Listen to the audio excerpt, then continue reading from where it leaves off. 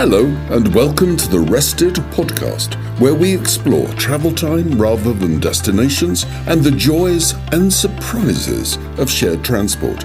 For many, travelling on buses, boats and trains is now a lifestyle choice. My name's Mark Selby. I love the theatre of travel, discovering the stories of journeys and learning how people use their travel time. If you're driving as you listen to this, take care. Hopefully the traffic is flowing freely, or you're cruising on one of those empty roads we always see in new car ads. In the UK, road users lose about 61 hours a year due to congestion. I was amazed to find a group on Facebook where everyone pretends to be in a traffic jam. It's got 116,000 members, so if you're not getting enough real-life congestion, you can enjoy more online. One member asks, "Doesn't anyone find it strange that this traffic jam has been going on for a year and it hasn't moved?" Prompting a reply of, "A year? Did you just get here? The lady next to me gave birth when this started, and that kid is now 12 years old." And so it continues. If it makes you feel any better, the longest traffic jam in history was 109 miles or 175 kilometres in length in France in 1980. And the worst, in terms of duration, lasted 11 days in China in 2010. But that one was only 62 miles long. If you really want to get to that interview or meeting on time, prepare on the way and save money, there are thankfully other ways to travel. Leave yourself plenty of time and, if you should be delayed, a call to the person you're meeting, for whatever reason, seems to be received more favourably than calling from a car in congestion. If the response is unhelpful, question whether you really want to work there. There's an old saying that good things come to those who wait. You might not feel that right now. I've struggled with it, despite coming from a culture that it's claimed loves queuing. It's not true. The Brits have great respect for the convention of queuing and hate it when someone breaks with that convention. The Brits resent queuing as much as anyone, as you'll see at Heathrow or Gatwick passport controls. An orderly queue at a British bus stop is unlike one of those famous Finnish bus queues where silent participants stand far apart. In Britain, you're close enough to chat, if you want to, or keep yourself to yourself. An interesting development in the British queuing world recently concerns the queuing practice of younger people in pubs. Now, traditionally, the act of queuing at a bar for a drink involved everyone lining up along the bar, trying to catch the eye of the server, waving banknotes or empty glasses. But during the pandemic, mingling at bars was prohibited, and we became a largely cashless society. No notes to wave and low pub custom.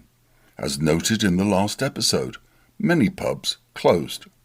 Gen Z customers who might have started social drinking during the pandemic now tend to queue in single file to order their drinks at the bar.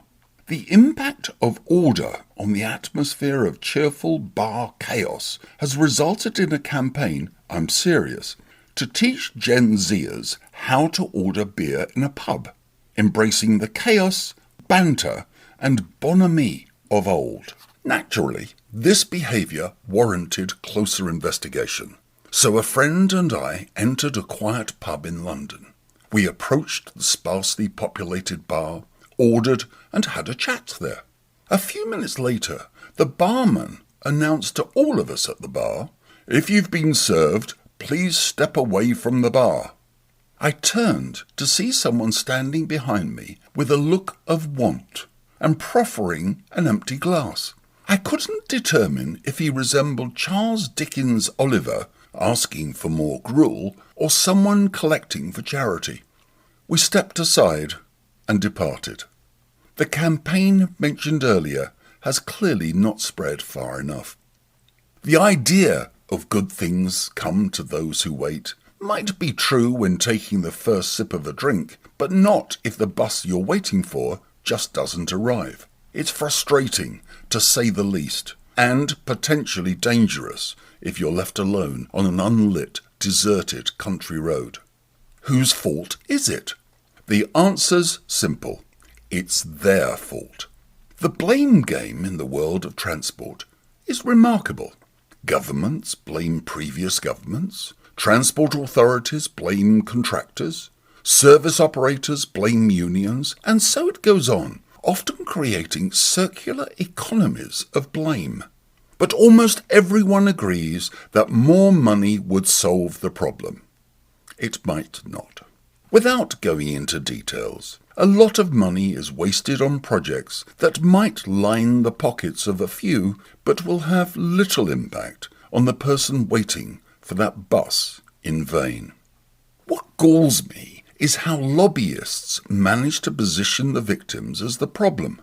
Pedestrians being knocked over clearly weren't wearing the right clothes or crossed the road without waiting for drivers to stop, despite the pedestrian having right of way. The concept of the carbon footprint is another gem. Developed by BP's advertising agency in 2004, consumers were told that they generated carbon emissions through their everyday activities. Consumers could calculate the size of their carbon footprint on BP's website. BP's mining, extraction, processing and spillage of fossil fuels were not mentioned. Instead, consumers were encouraged to reduce their carbon footprint by buying more expensive BP fuels and lubricants. Transport and mobility are littered with examples of the victim as the problem. Let's not help those campaigns by amplifying the blame. Let's do something about it instead. If demand for public transport grows, operators and funders will provide more services, seeking our custom and votes. Thankfully, there are organisations that represent travellers like us. But there are things we can do too. Rather than only sharing the bad experiences, yes, Thomas in Kalmar, I'm thinking of your 1979 ferry experience, remember and share the positive experiences. Encourage others to explore what's out there. Of course, the phrase, good things come to those who wait, risks setting unrealistic expectations for those starting to rediscover this healthier form of travel. The phrase implies a curated entertainment experience is about to unfold on board. It's not. Regular listeners will remember how serendipity was originally defined as observation with sagacity. Once on board, look around carefully, and you could find some pleasant surprises. Of course, if you want to read, listen, or snooze in private, you can. The special moments are often unexpected. One bus rider in Canada wrote, I was sitting beside an older lady one day on my regular commute to work on the bus. She started to elbow me and nudge me, then was saying something in a language I don't speak, and pointing out the window.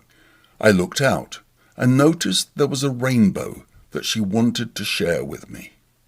She kept looking at me, smiling, and pointing out the window so joyfully. I had the biggest smile on my face the rest of the ride, and when she got off, she waved goodbye to me. It was a really sweet moment. Another rider remembered waiting for a bus. This woman was staring, completely enchanted, at one of the cherry blossom trees in bloom. She didn't seem to speak English, but she didn't need to.